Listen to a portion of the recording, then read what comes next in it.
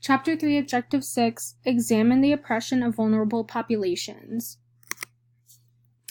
In medieval times, women had restrictive boundaries of living. They were viewed as inferior and weaker than their husbands, intellectually, physically, and morally. Women were expected to be obedient and subordinate. Prior to 17th century England, women were illiterate and had little to no educational opportunities.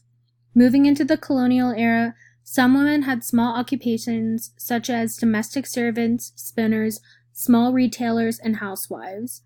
They had few legal protections or visibility whatsoever, and this is present within the Declaration of Independence. Also, religion was often used against women to keep them subordinate to their husbands. In the colonial era, women were not as restricted as 19th century because there was such a high mortality rate.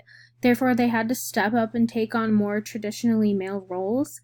In the mid-19th century, there was incredible pressure on women to have as many babies as possible and to stay at home to raise the kids. Most colonial laws did not protect women, but there was one which protected against physical violence, but it was unlikely that a man wouldn't be trusted over a woman's word. For the next two slides, I decided not to include pictures because I feel like continuing to make a spectacle of brown bodies, even in this case, furthers the ideas of colonialism and ethnocentrism, so I'm going to leave out images out of respect for these groups.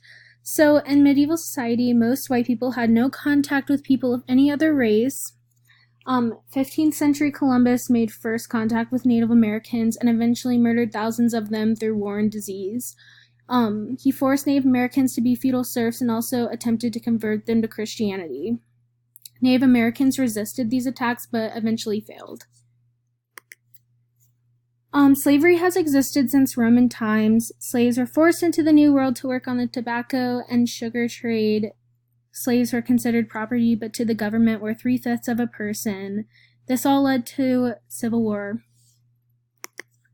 And last, discrimination against poor white people. Many people came to the New World and lived as indentured servants and were discriminated against because of their economic standing.